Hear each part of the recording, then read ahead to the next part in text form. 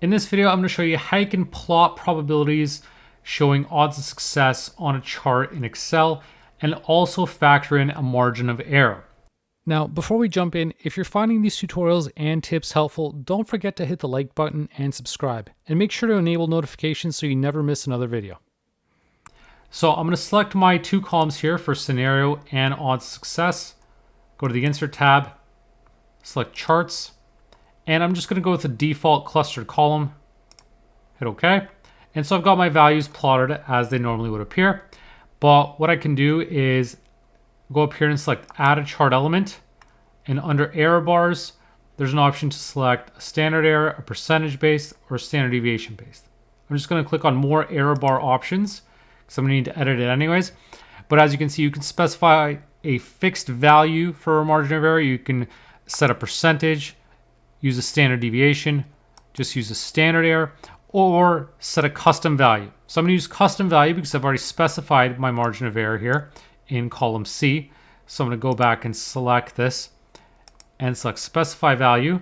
And so we've got an area for a positive error value and a negative error value as well. So in this example, it's going to be the same. So it's going to be plus or minus 3, plus or minus 4, plus or minus 5, and so on. So I'm going to select these values and select the very same ones for the negative error values as well.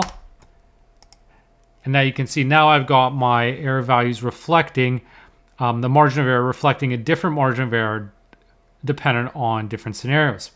One thing I may also want to add is labels to show the range. So create another column here, and I'm going to set up a formula to take that take those odds of success, subtract that margin of error to show the lower end, which is 47. Put that in parentheses, and then use the ampersand to link a dash. Put that in quotes. Use another ampersand, and this time, open parentheses, take that odds of success and add the margin of error. So now I get an actual range of the low end and the high end. I'm going to copy that down, and now I can add those data labels. So right click, add data labels, and I'm going to format those data labels because by default it just adds the number as the value, but I want specific values from the cells that I've set up here. So I'm going to click on that and select my range and hit OK. So initially it's going to show both the range and that value. So I'm going to uncheck value so I just see my range. And so just like that, I've got my margin of error factored in, and I see the actual range as well. And so to make this a bit easier to read, what I may want to do is change the color of these cluster columns. So on the Home tab, I can just change this to, let's say, a light gray, so it's a lot more visible now. And what I may want to do is also move these labels a bit higher, so they're not overlapping with the chart. And so it looks like it's extending this, but we've got this slight gray line here. But I'm going to format the data label to get rid of these leader lines.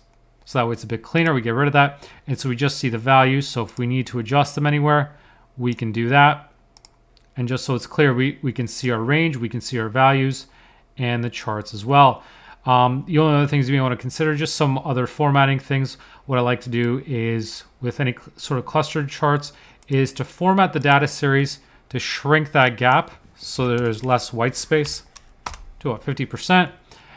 Maybe change these grid lines so that they're a bit lighter, and just so your chart stands out a little bit more. And so by doing it this way, we can clearly see both the raw value for the odds of success before factoring in the margin of error, and also showing those margin of error bars.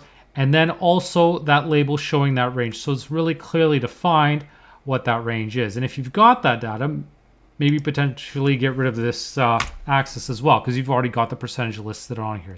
So anything to make your values, make your chart a lot cleaner and easier to read. So hope you liked this video. If you did, please make sure to leave a like and be sure to subscribe for more.